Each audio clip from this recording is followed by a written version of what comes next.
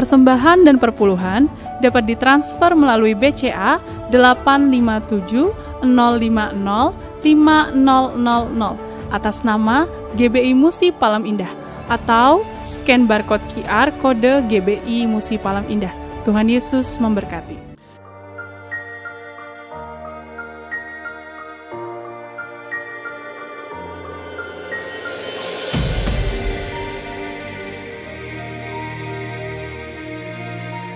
Shalom Bapak Ibu yang kekasih dalam Tuhan Yesus Kristus. Kembali bergabung bersama dengan kami dalam 60 menit Menara Doa Gereja Betel Indonesia Musi Palam Indah. Berbahagialah orang yang engkau pilih dan yang engkau suruh mendekat untuk diam di pelataranmu. Kiranya kami kenyang dengan segala yang baik di rumahmu, di baitmu yang kudus. Jadi menara doa ini adalah pesan yang kuat di mana Tuhan mau panggil kita, pilih kita, suruh kita untuk mendekat kepada Dia supaya setiap kita kenyang dengan segala yang baik yang Tuhan sediakan buat setiap kita.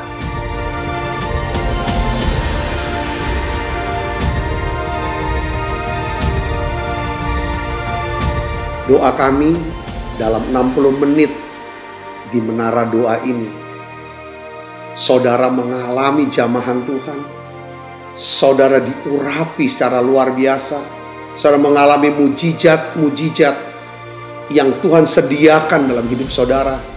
Dan saya berdoa dan saya percaya bahwa Tuhan akan memberkati saudara dalam segala aspek kehidupan saudara, baik rohani, jasmani, hubungan sosial maupun keuangan. Saudara pun menjadi saluran berkat buat banyak orang.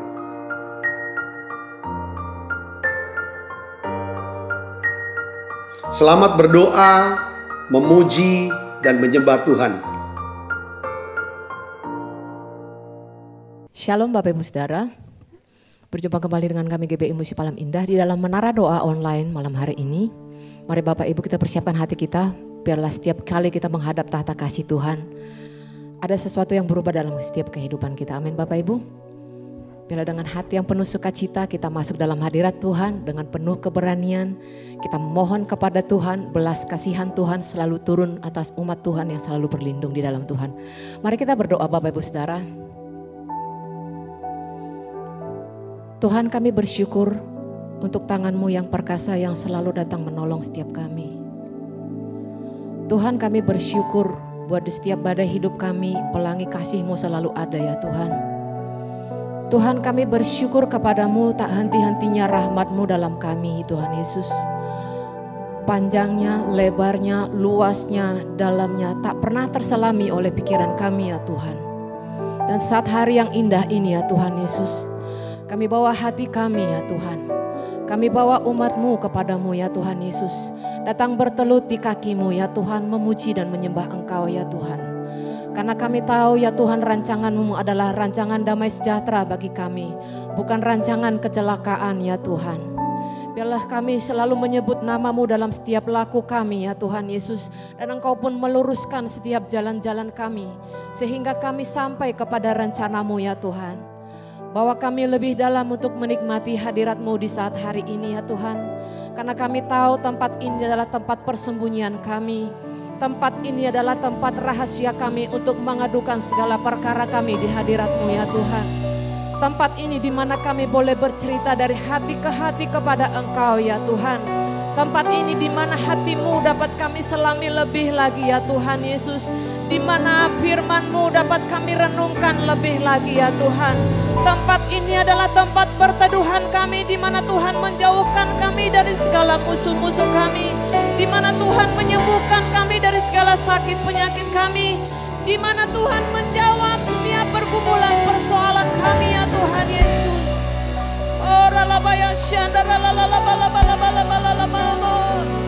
Saat kami berseru kepadamu ya Tuhan, Engkau memberikan kelegaan itu ya Bapa.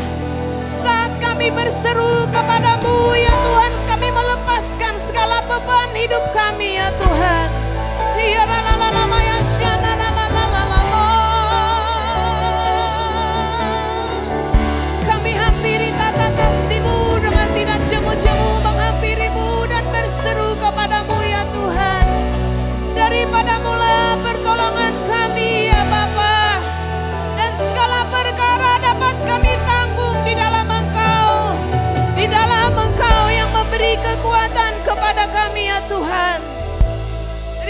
kasih Yesus.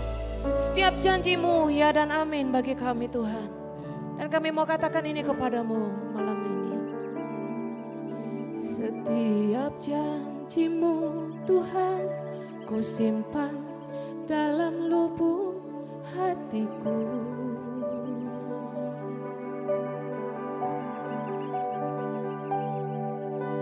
Lewati setiap masalah, tiap tetes air mata dalam hidupku. Janji-Mu menopang hidupku, kasih-Mu menuntun langkahku dalam setiap waktu. Penolongku yang aku percaya. Lebih lagi katakan kepada Tuhan, setiap janji-Mu, setiap janji-Mu Tuhan, ku simpan dalam lubuk hatiku.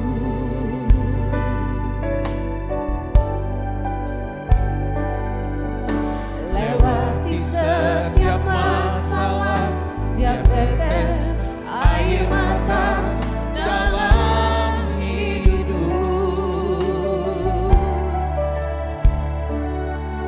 Janji-Mu menopang hidupku, kasih-Mu menuntun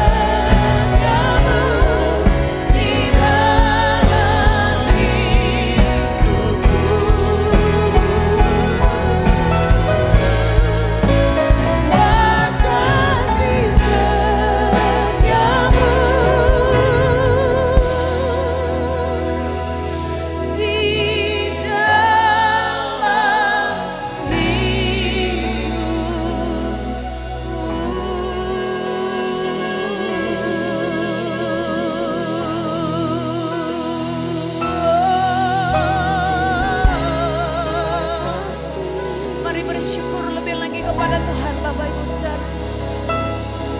Mari lebih lagi katakan terima kasih, terima kasih.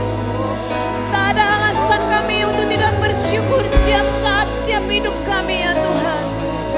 Karena di setiap helaan nafas kami adalah syukur kami kepadamu ya Tuhan Yesus. Oh di saat kekuatan yang baru Tuhan berikan itu cukup bagi kami ya Tuhan. Di saat pengharapan kami masih ada itu cukup bagi kami ya Tuhan Yesus. Ya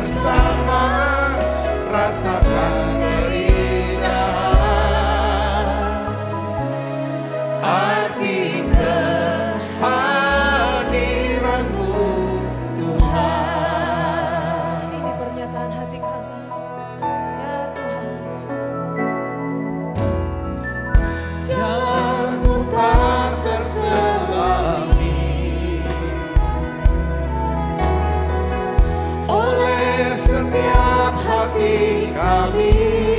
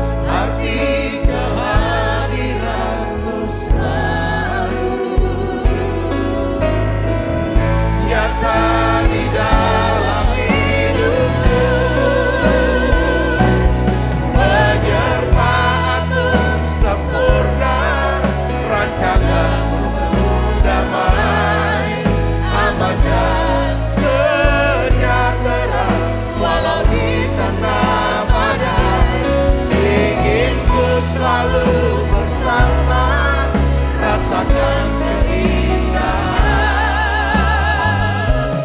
arti kehadiranmu Tuhan. Penyertaanmu sempurna, rancanganmu damai, aman dan sejahtera walau di tengah badai. Inginku selalu bersama, rasakan keindahan arti kehadiranmu Tuhan. Mari tangan-tangan terangkat bersuka dan katakan lebih lagi menyertamu. Penyertaanmu sempurna, rancanganmu damai, aman dan sejahtera walau di tengah badai. Inginku selalu bersama, rasakan keindahan arti kehadiran. Lagi katakan menyertamu Tuhan. Penyertaanmu sempurna, rancanganmu damai, aman dan sejahtera walau di tengah badai. Inginku selalu bersama, rasakan keindahan arti kehadiranmu Tuhan. Arti kehadiranmu Tuhan. Arti kehadiranmu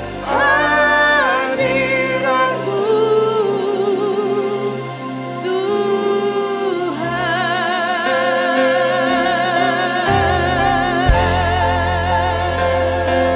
Ya Tuhan Yesus, sekalipun kami tidak bisa melihat masa depan kami ya Tuhan, namun ada Tuhan yang selalu memberikannya, memberitahukannya kepada kami ya Tuhan Yesus.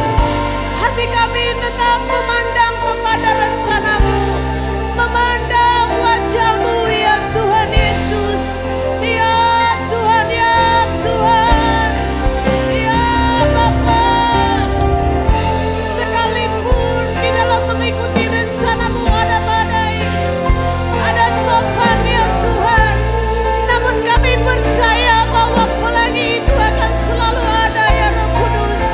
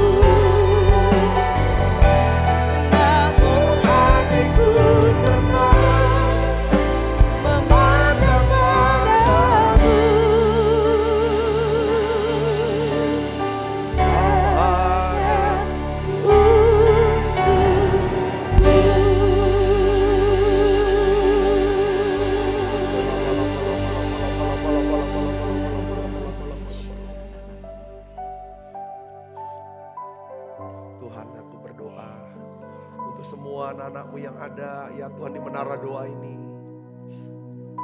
Tuhan, turunkan berkat-Mu ya Tuhan. Turunkan berkat-Mu ya Tuhan buat tiap kami. Satu persatu ya Tuhan. Tuhan tahu keadaan kami. Tuhan tahu segala keperluan kami. Satu yang kami butuhkan Tuhan, kami butuh Tuhan. Kami perlu Tuhan. Kami perlu hadirat-Mu. Kami butuh penyertaan-Mu. Kami butuh hikmat-Mu. Kami butuh kekuatan-Mu. Kami butuh pembelaan-Mu ya Tuhan. Kami butuh kekuatan-Mu ya Tuhan. Bapa, dalam nama Yesus, turunkan berkat-Mu buat kami semua. Kami perlu Tuhan. Makasih Yesus, terima kasih. Tuhan, Engkau turunkan ya Tuhan kekuatan-Mu, kasih-Mu Tuhan. Aku berdoa untuk anak-anak-Mu yang sedang bergumul ya Tuhan. Ya Tuhan, dengan sakit penyakit mereka. Tuhan, sembuhkan kanker mereka ini Tuhan. Sembuhkan kankernya. Sembuhkan Tuhan sakit diabetesnya ini Tuhan. Sembuhkan Tuhan. Sembuhkan penyakitnya yang stroke ya Tuhan. Aku berdoa apapun sakit anak-anak-Mu ini. Jantung ya Tuhan. Paru-paru, ginjal mereka ya Tuhan. Sembuhkan dengan kuasa-Mu ya Tuhan. Tolong anak-anak-Mu ini ya Bapa. Aku berdoa anak-anak-Mu sedang bingung. Tuhan sedang bingung apa yang harus mereka putuskan. Biarlah ya Tuhan Kau berikan hikmat-Mu, tuntunan-Mu. Bimbing kami ya Tuhan. Tuhan, kami yang sedang ya Tuhan, anak-anak-Mu sedang mengalami ya Tuhan pencobaan ya Tuhan, godaan ya Tuhan, kesulitan ya Tuhan. Apapun ya Tuhan, aku berdoa biar Engkau menjadi penolong buat kami. Engkau menjadi penolong buat setiap kami ya Tuhan. Terima kasih Tuhan, terima kasih. Makasih Allah Roh Kudus. Makasih ya Bapa. Terima kasih, kami percaya mujizat masih ada. Beri kami kekuatan yang baru lewat menara doa ini. Bila Engkau tak besertaku, ku tak mau berjalan. Ku perlu Tuhan, pimpin langkahku dengan kasih karunia-Mu.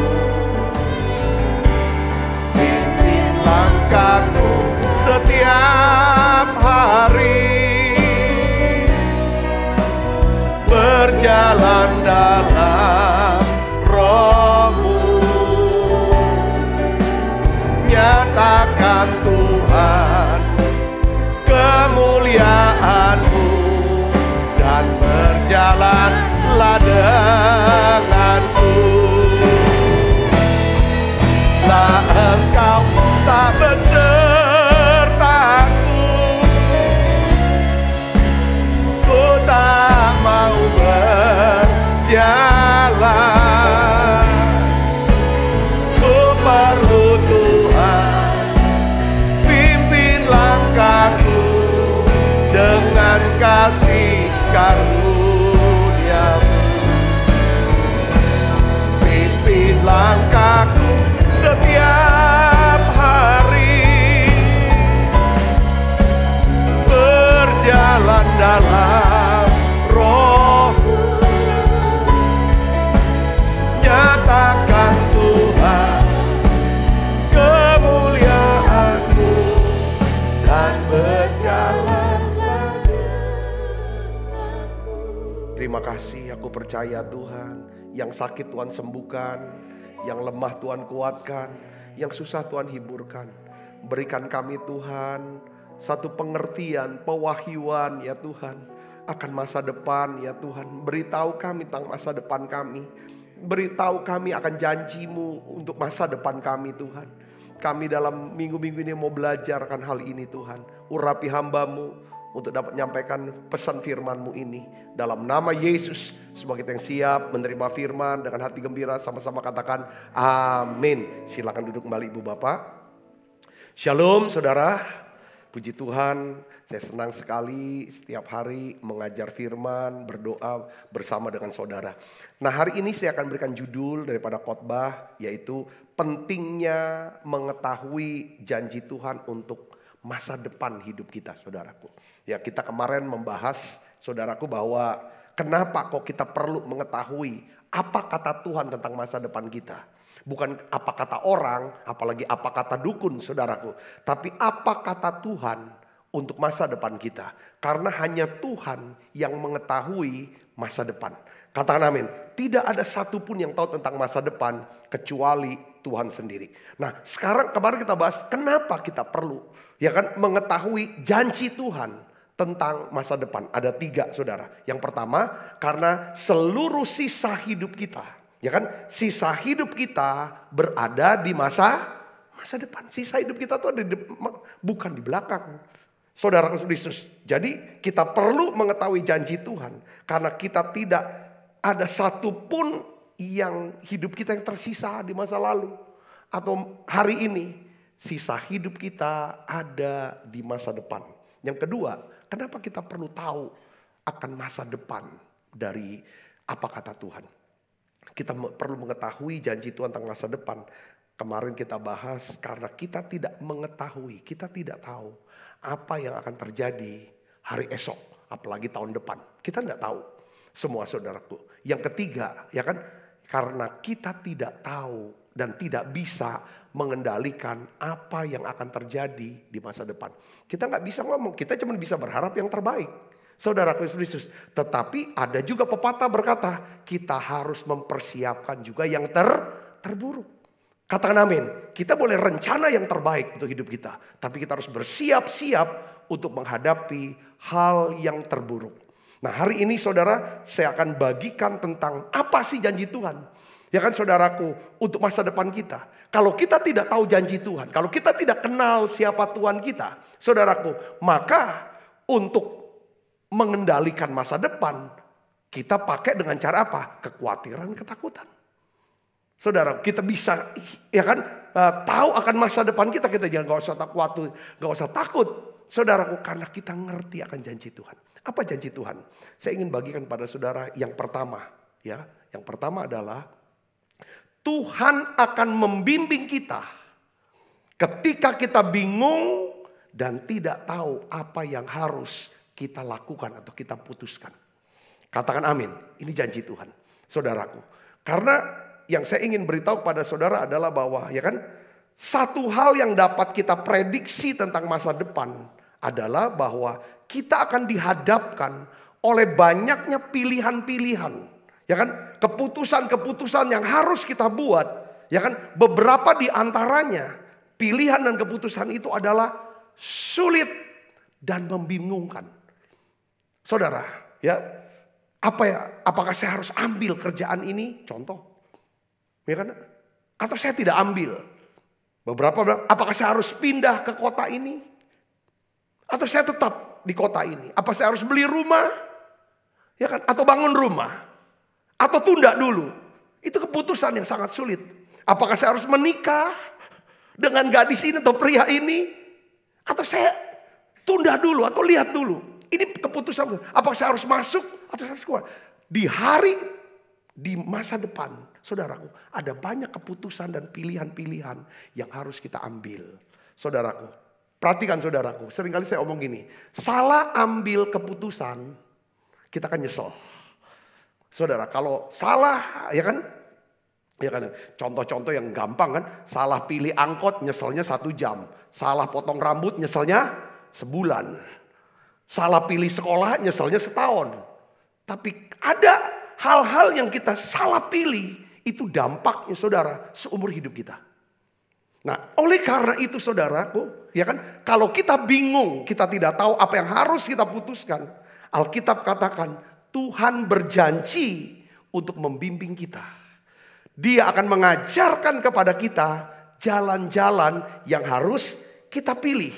Nah, dia janji kepada kita saudara untuk memberikan kita hikmatnya. Sehingga kita bisa mengambil keputusan dan pilihan, memilih pilihan yang terbaik. Mari kita baca Alkitab kita dari Mazmur 25 ayat yang ke-9. Kita baca sama-sama saudara. 1, 2, 3. Ia membimbing orang-orang yang rendah hati menurut hukum. Ia mengajarkan jalannya kepada orang yang rendah hati.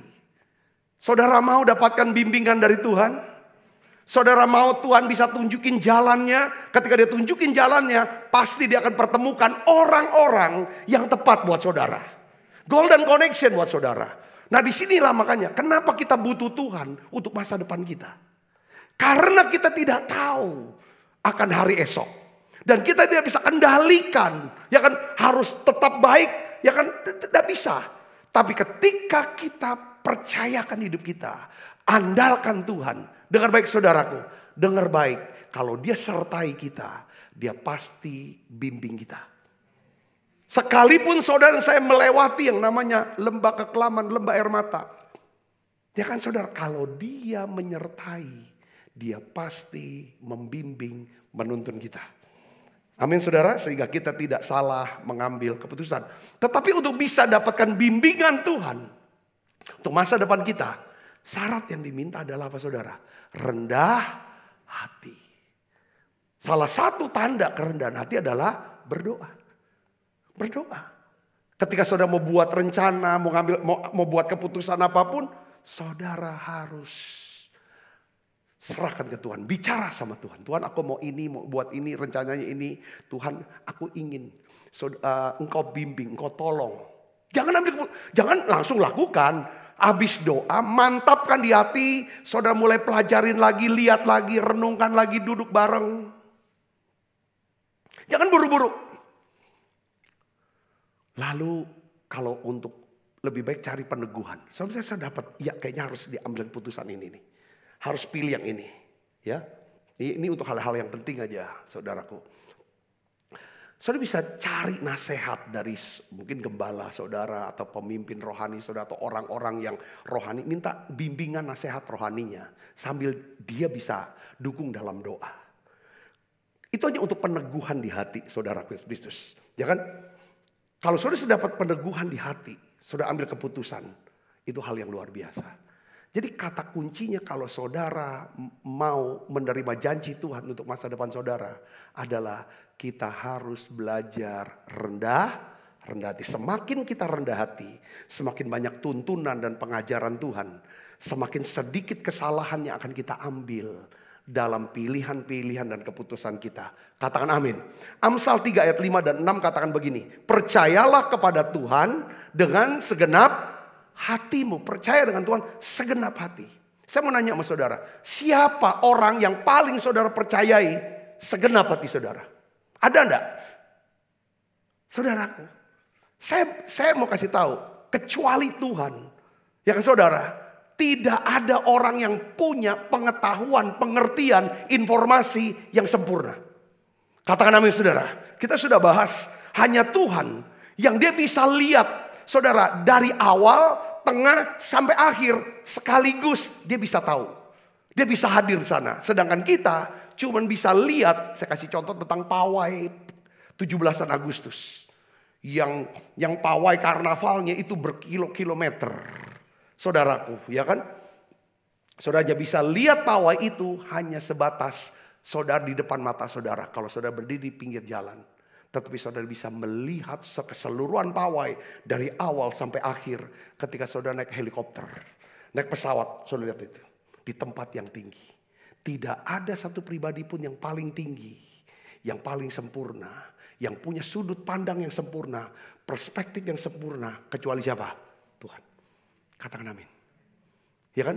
Karena dia bisa melihat. Ya kan? Secara keseluruhan. Pasti dia ngerti secara keseluruhan. Karena dia ngerti secara keseluruhan, dia bisa kasih nasihat secara keseluruhan. Katakan amin saudara. Ya kan? Seperti kalau saudara macet nih di jalan raya Puncak Bogor macet. Ya kan? Saudara stres sudah berapa lama? Saudara nggak tahu karena saudara daya pandang saudara hanya sebatas depan mobil situ, hanya berapa. Tapi ketika ada seseorang naik helikopter, dia bisa melihat ujung jalan. Apa penyebab daripada kemacetan itu? Berapa lama dia akan bergerak? Dia akan beri informasi. Saya ingin beritahu kepada saudara. Tuhan katakan apa?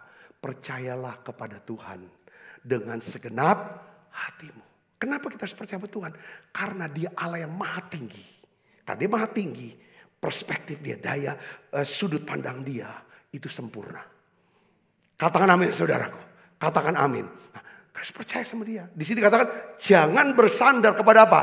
Pengertianmu sendiri. Kamu cuma bisa lihat apa yang di depan matamu. Tapi engkau tidak bisa melihat jauh ke depan. Dia bisa lihat.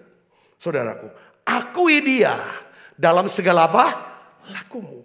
Dan ia akan apa? Meluruskan jalanmu. Dia akan tuntun kamu. Ya kan? Ke jalan yang benar. Di waktu yang benar. Ketemu orang yang benar. Dan dia berikan hikmat kepadamu. Untuk mengambil keputusan dan pilihan-pilihan yang benar. Ini janji Tuhan untuk masa depan kita. Katakan amin saudara. Ini dia saudara. Jadi Tuhan kita adalah Tuhan yang dapat diandalkan. Dapat dipercayai. Kenapa? Sekali lagi saya mau katakan. Karena Tuhan memiliki sudut pandang yang sempurna. Untuk melihat hidup kita. Dan masa depan kita. Katakan amin saudara. Dia bisa lihat diri kita saudara. Dia bisa lihat apa? Pemikiran kita. Saudara, lubuk hati kita. Kelemahan kita. Potensi kita. Dia tahu semua. Karena dia omnisin. Dia maha tahu.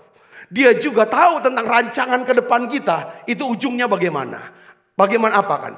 Ketika dia sudah bisa tahu kalau dengan dua plan, kalau kita ikut rencananya, ujungnya akan ke situ. Dia udah tahu. Karena dia memberikan kita kebebasan untuk memilih. Ketika kita menolak rencana Tuhan, menolak untuk mengikuti perintah Tuhan, kita ambil keputusan berdasarkan maunya kita sendiri, kita ambil rencana kita sendiri, dia akan bisa lihat ujungnya ke sana. Tetapi dengan kasihnya yang begitu besar, seringkali dia akan gagalkan rencana kecelakaan. Dia gagal dengan cara apa? Tiba-tiba kok kena kanker, kok bangkrut, kok kehilangan orang yang diandalkan. Itu untuk supaya apa? Balik arah. Mengambil keputusan untuk apa? Memilih rencana dia. Saya bisa katakan amin. Itu Tuhan. Dengan segala kemahatauan dia. Kenapa kita harus andalkan dia? Seringkali itu, saya udah bilang, ya kan, berbalik dari jalan-jalan yang jahat. Kata jahat, definisi Alkitab berdasarkan firman Tuhan adalah Yesaya adalah apa? Melupakan Tuhan. Saudara saya jahat di mata Tuhan. Bukan karena kita melakukan pembunuhan berencana. Lebih dari itu. Ketika kita melupakan Tuhan, kita bisa melakukan pembunuhan berencana. Katakan amin. Orang melakukan perbuatan-perbuatan jahat diawali karena melupakan Tuhan. Tidak libatkan Tuhan dan tidak sadar akan kehadiran Tuhan. Katakan amin saudaraku. Nah ini penting saudaraku. Nah hari ini kenapa kita perlu bergantung akan masa depan kita sama Tuhan? Karena Tuhan, saudara Yesus, dia mau membimbing kita. Katakan amin. Oleh karena itu kenapa kok penting sekali saudaraku. Ya, saya selalu ngomong kalau mau apa-apa doa.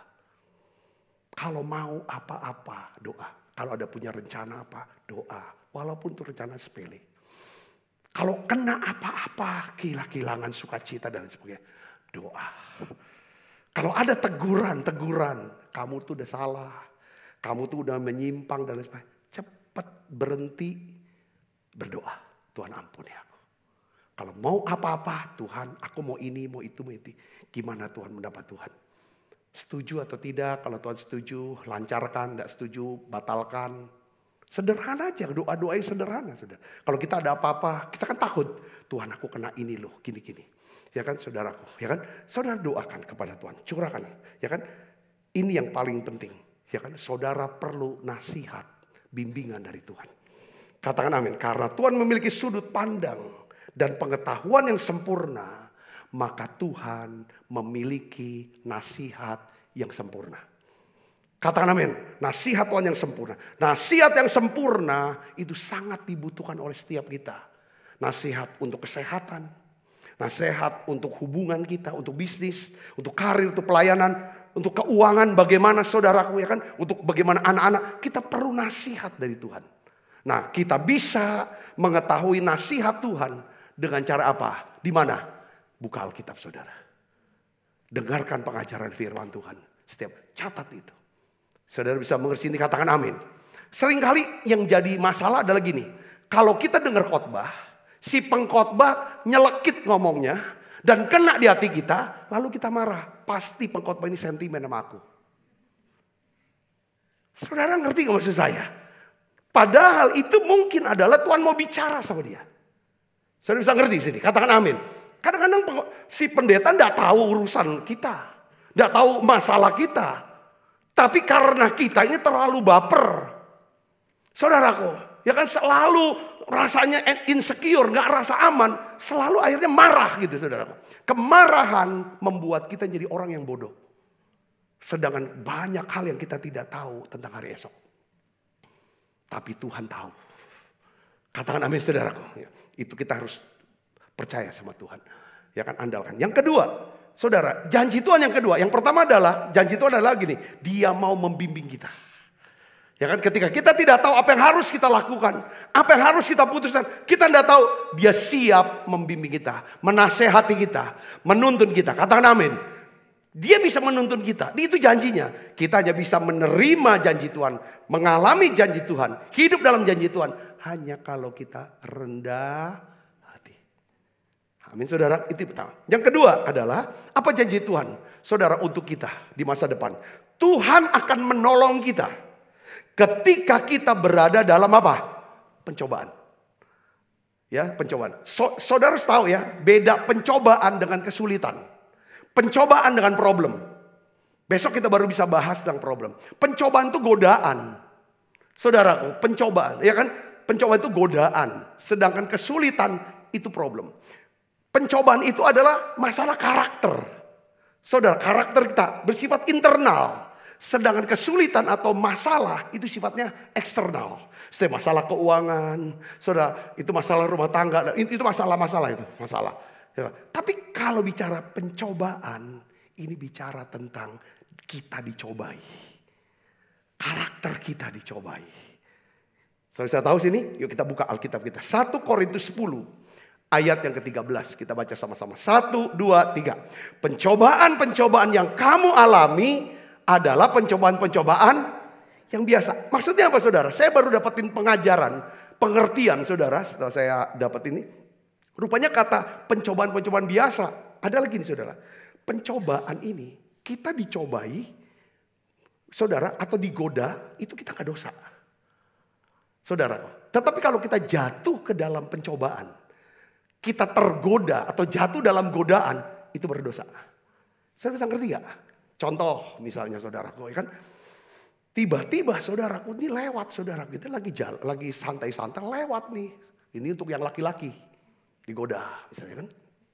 Set perempuan pakai baju yang minim. Kita lagi duduk-duduk di pantai di Bali. Lewat, ces gitu saudara. Dia lewat, kaget kita. Langsung kita lihat. Kita kan tertarik, tergoda. Setelah itu kalau kita tidak pikirkan. Kita tidak renungkan. Kita tidak ucapkan. Kita tidak membayangkan, memfantasi. Itu kita enggak dosa. Atau kita tidak melakukan. Tidak dosa. Itu cobaan. Satu hari saya pernah dapat cerita dari seorang hamba Tuhan, kawan saya, almarhum sih, Bapak Pendeta Abraham Lalamentik. Dia ini orang yang suka banyak baca, saudara. Kayaknya udah kayak Google lah berjalan. Kita bilang dulu ensiklopedia, zaman dulu belum ada Google. Dia pernah cerita sama saya sehubungan dengan masalah LGBT, saudara. Dia bilang gini, saya tuh pernah baca ada satu uskup di Kanada. Uskup ini memang dari kecil punya kecenderungan jadi homoseksual. Homoseksual. Dia bilang begitu. Ada kecenderungan suka sama laki-laki, bukan sama perempuan.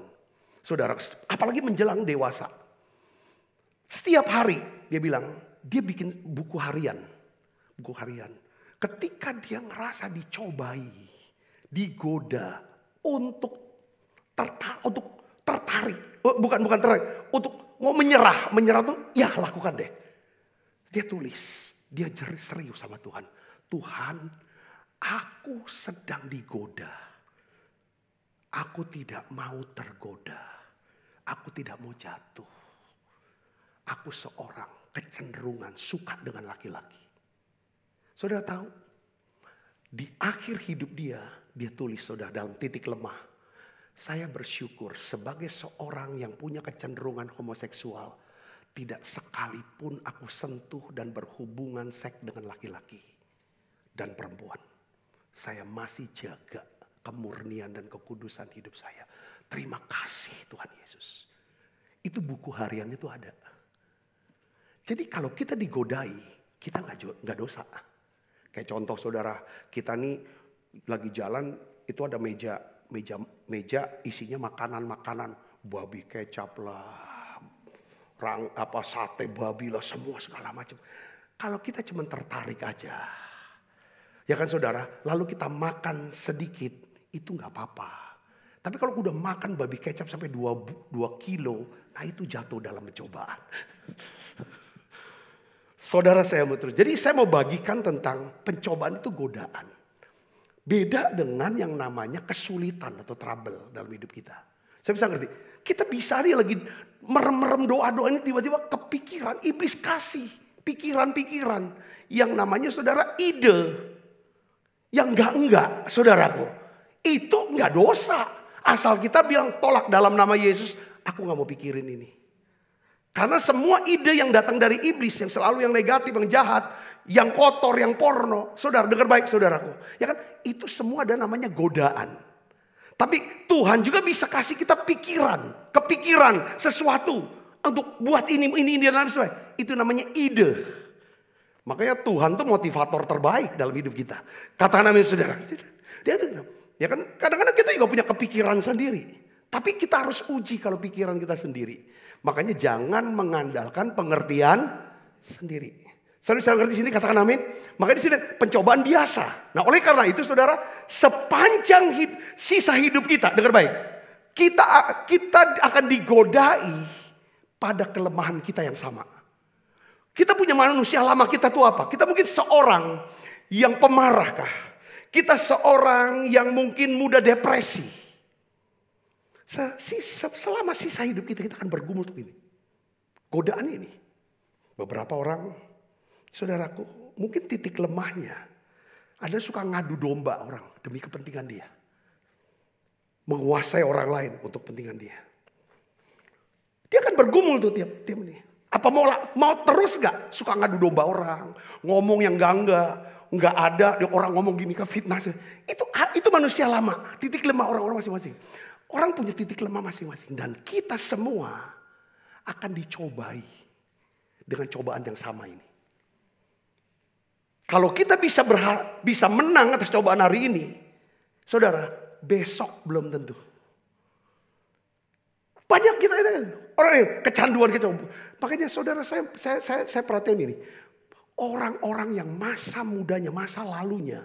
Itu banyak sekali yang namanya kehidupan yang negatif. Dia bertobat, itu bersaksi, saya udah bertobat dulu masa lalu. Dia bersaksi kemana-mana, itu ngeri saudara. Itu membuka kesempatan buat iblis saudaraku. Untuk hajar dia. Makanya kita gak bisa, kenapa kita harus bergantung sama Tuhan untuk masa depan kita. Masa depan bicara 5 menit ke depan itu masa depan kita. 1 menit dari sekarang itu masa depan kita.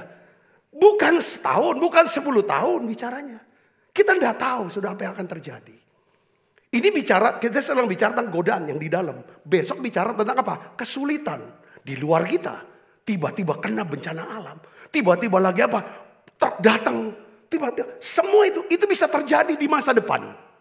Tapi kalau kita andalkan Tuhan. Dengar baik saudara. Tuhan bisa turut bekerja untuk dalam kebaikan buat kita. Amin saudara. Ini halnya. Kita belum tahu. Hari ini kita sehat. Hari ini kita mungkin secara keuangan bagus. Kita tidak tahu ke depan. Sebaliknya. Mungkin saudara susah sekali hari ini. Dan tidak ada segala macam. Dengar baik saudara. Ada janji Tuhan buat kita. Saudara, untuk masa depan. Kalau kita dicobai. Dia pasti akan tolong kita. Katakan amin. Di sini katakan, sebab Allah setia. Karena itu ia tidak akan membiarkan kamu dicobai apa? Melampaui kekuatanmu. Pada waktu kamu dicobai, ia akan memberikan kepadamu apa? Jalan keluar. Kapan dia berikan kita jalan keluar? Kalau kita rendah hati. Kita mau berseru pada dia. Saudaraku, seru sama dia. Sehingga kamu dapat menanggung. Ada seorang pendeta nasehatin saya gini saudara. Dia bicara, ya kan tiap kita kan punya titik lemah.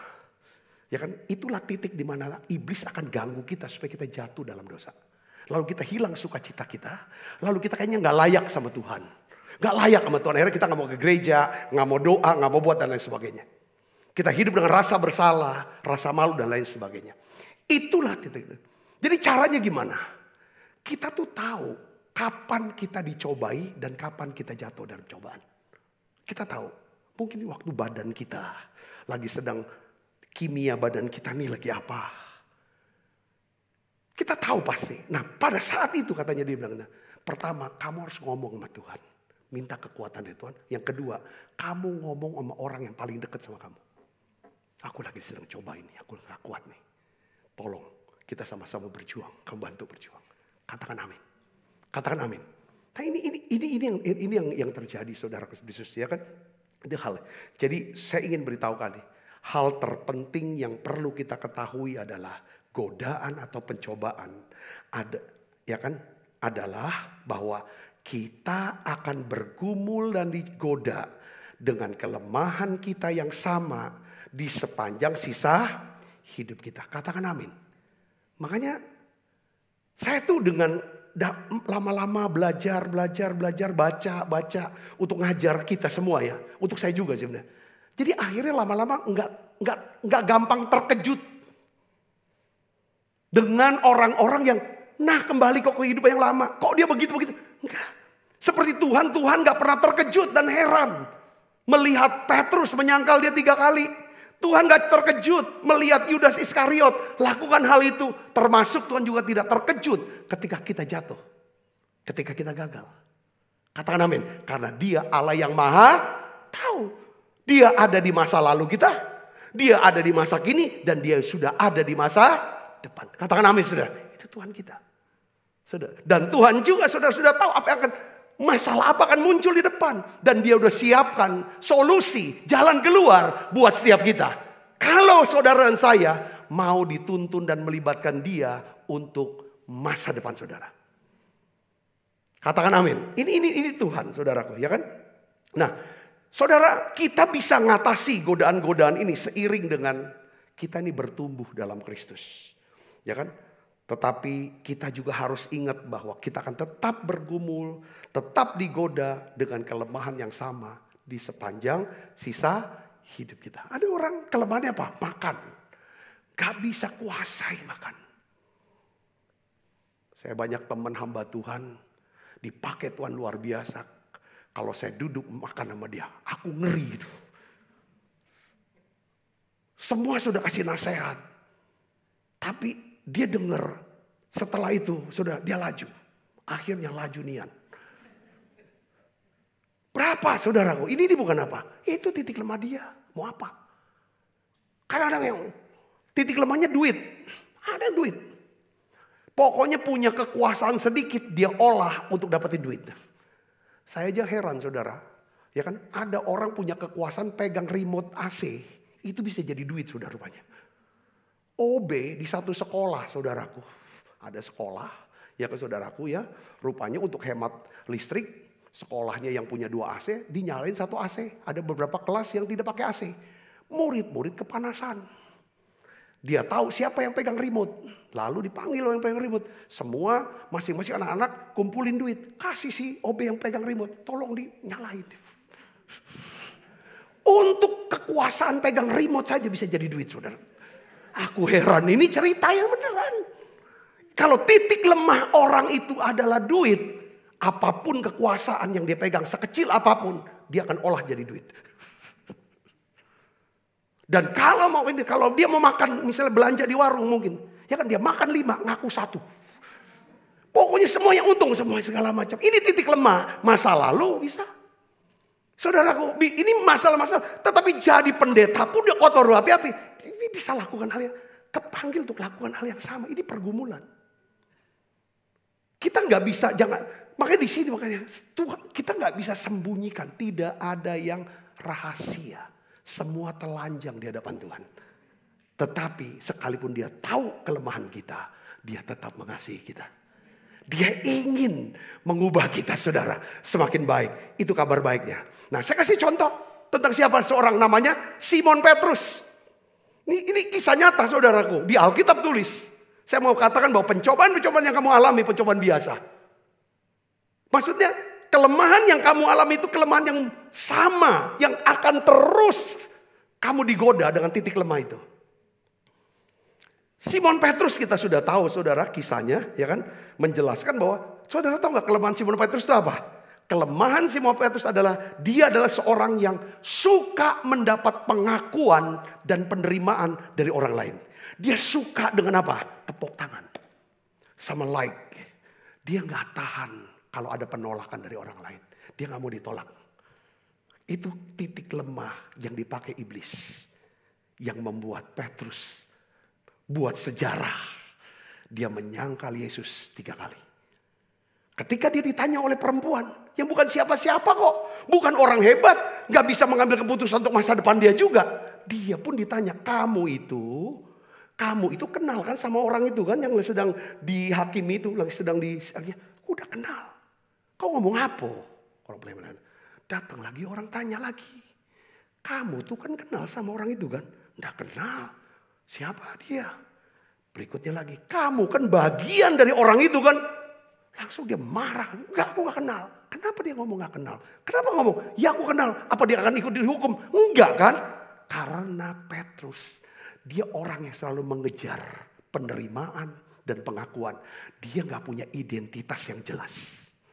Kalau kita gak punya identitas yang jelas dalam Kristus, kita akan mudah, ya kan, diombang-ambing dengan omongan orang. Kita mau tergantung omongan, gimana? Dia suka gak sih sama aku? Kalau suka, dia kita senang. Kalau ada kita dengar orang kita ngomongin kita, jelekin kita, fitnah, wah kita sedih. Ini kelemahan Petrus. Sehingga dia menyangkal Yesus 3. Nah, kelemahan ini saudara, iblis tahu titik lemahnya Simon. Iblis menggodanya melalui kelemahannya. Dan iblis pakai 3 orang untuk tanyain Simon. Dan Simon menyangkal Yesus. Saudara, 3 kali. Simon menyerah kepada godaan iblis. Setelah itu kan sebelum Yesus disalib kan. Sudah Yesus disalib, Yesus bangkit, Yesus naik surga. Simon Petrus penuh Roh Kudus. Dia khotbah, 3.000 orang bertobat. Dia sudah jadi pemimpin. Sudah hebat dia. Sudah khotbah, sudah segala macam. Kelemahan yang sama. Godaan, kelemahan yang sama. Dia digodai, dia dicobai dengan kelemahan yang sama. Kapan itu saudara?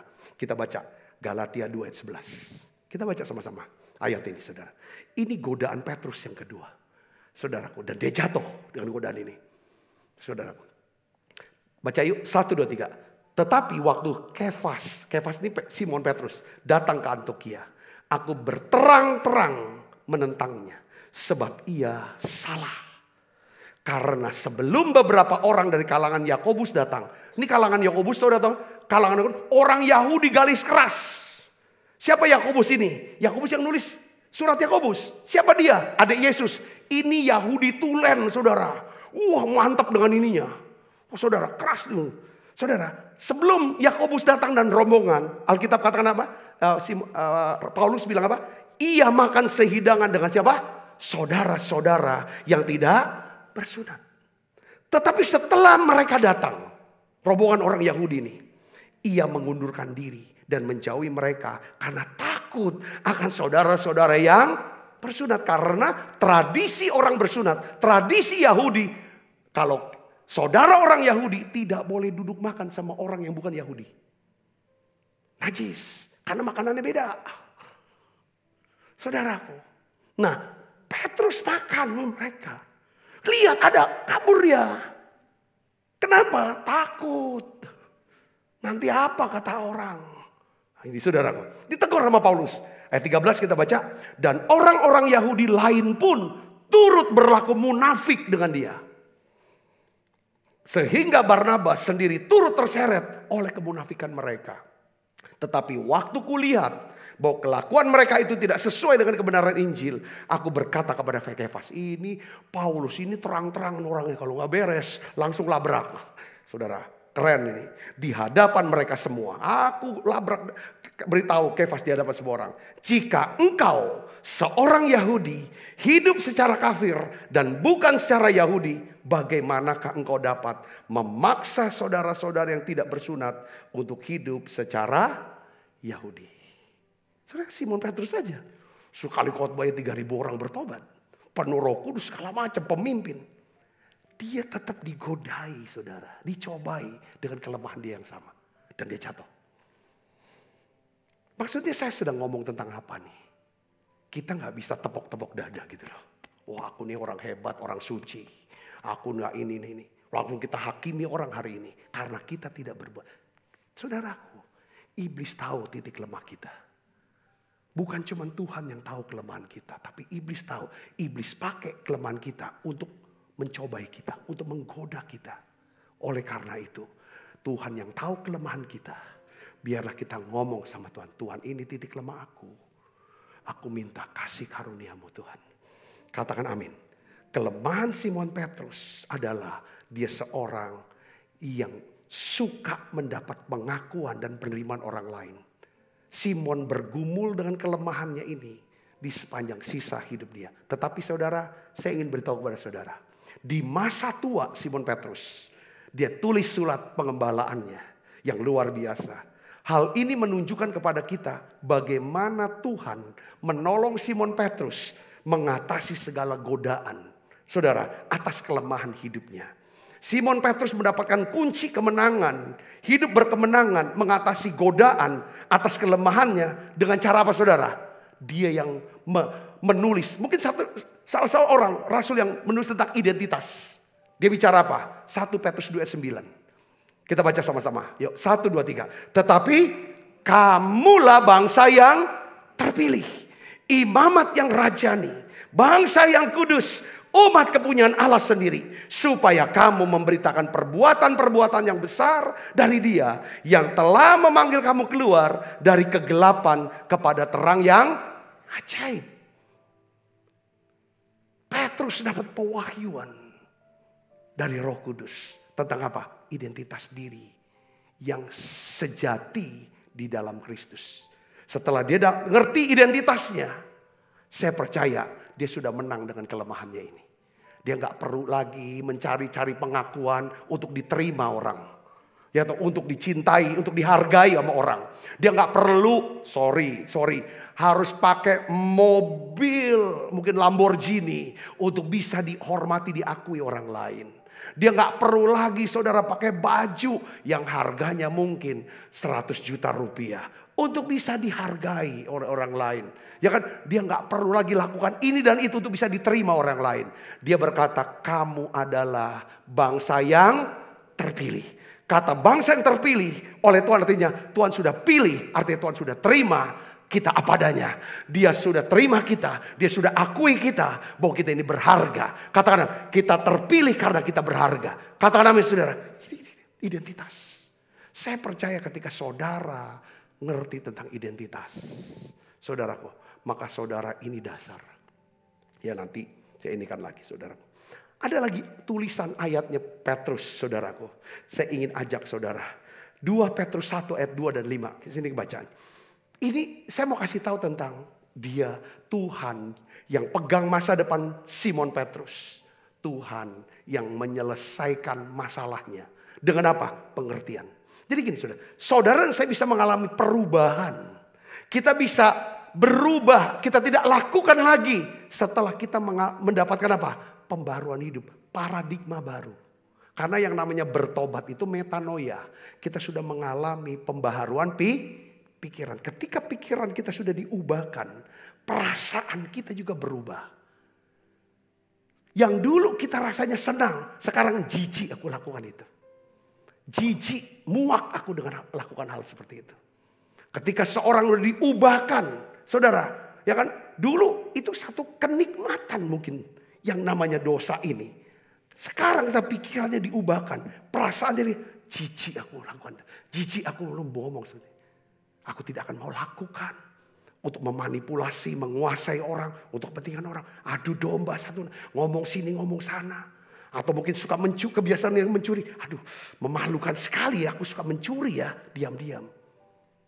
Aku suka menipu ya, dan lain sebagainya. Itu liwatnya pembaharuan. Dan Petrus mengalami perubahan paradigma itu. Saudara, tentang apa? Identitas pertama. Yang kedua, saudara, dia mengerti. Untuk kita gak akan pernah bisa mengatasi kelemahan kita dengan kekuatan kita sendiri. Saya apalagi. Tidak bisa saudaraku. Tetapi setiap kali saya sadar akan apa? Anugerah, kasih karunia Tuhan Yesus Kristus. Ya kan, saya butuh kasih karunia. Makanya Paulus dia tulis di dalam 2 Petrus 1 ayat 2 dan 5. Baca sama-sama dengan saya, 1, 2, 3. Kasih karunia dan damai sejahtera melimpahi kamu oleh pengenalan akan Allah dan akan Yesus Tuhan kita. Coba ayat 2 dulu, stop saudara gini. Dalam terjemahan lain begini. Ya kan, kasih karunia Tuhan Yesus akan terus makin besar dalam hidup kamu. Damai sejahtera akan makin besar begitu. Seiring dengan apa? Pengenalan kamu akan Tuhan. Pengenalan kamu akan firman Tuhan. Semakin kamu kenal siapa Tuhan. Semakin kamu ngerti akan janji Tuhan ini. Ya kan? Maka semakin besar kasih karunia Tuhan. Semakin besar damai sejahtera Tuhan ini. Kasih karunia damai sejahtera inilah kekuatan untuk menghadapi apa? Pencobaan, godaan. Sehingga kita bisa punya jalan keluar untuk lolos dari godaan. Katakan amin saudaraku. Yesus juga dicobai, digodai pada waktu kapan? Dia lemah. Lemahnya apa? Lapar. Iblis suruh ubah dari batu jadi apa? Roti. Untuk apa? Untuk dimakan. Karena dia memang kebutuhannya, titik lemahnya lapar. Saudaraku, Yesus tolak itu karena dia punya firman, punya pikiran firman. Katakan amin. Perasaannya, enggak, aku tidak mau lakukan. Kita akan bisa mengatasi godaan-godaan seiring dengan kita bertumbuh di dalam pengenalan akan Tuhan Yesus Kristus. Katakan amin.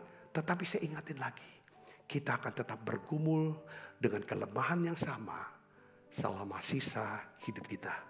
Itulah pentingnya kenapa kita harus tiap hari bergantung sama Tuhan. Berdoa, minta Tuhan tolong aku. Beri aku kekuatan. Aku butuh firman-Mu. Katakan amin. Saudara berkati dengan pesan ini. Tutup mata kita akan berdoa. Bapakku berdoa di dalam nama Yesus. Aku minta ya Tuhan. Biarlah ya Tuhan kau berikan kami satu kasih karuniamu, damai sejahtera-Mu makin besar buat kami Tuhan. Dengan kami bisa kenal akan firman-Mu, akan janji-Mu, akan pribadi-Mu Tuhan. Kami tidak mau jauh dari Tuhan. Karena kami tahu Tuhan, ya Tuhan, kami tidak tahu akan apa yang akan terjadi di hari esok. Di masa depan kami. Kami tidak bisa kendalikan masa depan kami. Tapi kami punya Tuhan yang maha tahu. Maha tahu. Oleh karena itu kami mau butuh Tuhan. Tuhan, biarlah Engkau bimbing kami. Tolong kami untuk apa yang harus kami putuskan dalam hidup kami. Ampuni dosa kami. Kalau kami suka melupakan Tuhan. Kami mengambil jalan kami sendiri. Ampuni kami Tuhan. Dan juga ya Tuhan, kami tahu Tuhan, Engkau akan tolong kami ketika kami dicobai. Ketika kami digoda, Engkau akan tolong. Oleh karena itu ya Tuhan, tolong kami, Tuhan tolong. Tolong Tuhan, tolong kami. Beri kami urapan yang baru. Supaya ya Tuhan kami bisa hidup ya Tuhan. Menurut daripada kebenaran firman-Mu. Terima kasih Tuhan, terima kasih. Aku berdoa untuk setiap anak-anak-Mu yang sudah diberkati ya Tuhan. Dengan menara doa ini, dengan firman-Mu ini. Biar firman ini bertumbuh dalam hidup mereka. Kuat ya Tuhan, berakar dalam mereka ya Tuhan. Berbuah dalam hidup mereka. Berkati tangan-tangan yang memberi persembahan. Untuk kelangsungan daripada pelayanan menara ini Tuhan. Menara doa ini dan gereja ini. Tuhan berkati mereka berlimpah-limpah. Sebentar kami akan makan perjamuan kudus. Dalam nama Yesus kami berdoa. Haleluya. Amin, amin, amin. Dalam Yesus ku percaya. Ada kemuliaan Kuasa salibnya jadi pemenang dalam segala hal. Kekuatanku, pengharapanku dalam Yesus. Sebab apa yang telah kuteruskan kepadamu telah kuterima dari Tuhan. Yaitu bahwa Tuhan Yesus pada malam waktu istirahat mengambil roti. Dan sudah itu ia mengucap syukur atasnya. Ia memecah-mecahkannya dan berkata, inilah tubuhku yang diserahkan bagi kamu. Perbuatlah ini menjadi peringatan anak-anakku. Saudaraku, bukankah roti tangan kita ada persoalan kita dengan tubuh Kristus? Mari kita makan dalam namanya. Angkat cawan. Demikian juga yang mengambil cawan sudah makan berkata, cawan ini perjanjian baru yang dimeterkan darahku. Perbuatlah ini setiap kali kamu meminumnya menjadi peringatan anak-anakku. Saudaraku, bukankah cawan perjanjian ini atasnya kita ucapkan syukur. Ada persoalan kita dengan darah Kristus. Mari kita minum dalam.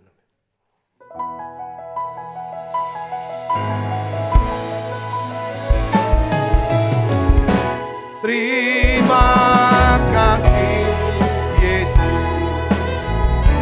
Terima kasih Yesus.